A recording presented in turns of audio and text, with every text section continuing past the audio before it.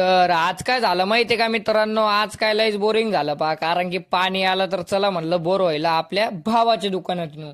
मग आपण काय डायमंड मेन्स वेअर मध्ये आलो, तिथं काय खतरा कपडे भेटते बर का. कसे खतरा, हा विशेष आडे लगे ओके मध्ये कपडे भेटते. तर तिथं काय आपले मित्र परिवार बसलो होता, नरूबाई होता. नरूबाई लय खुश होता बाबा, काय झालं काय माहित.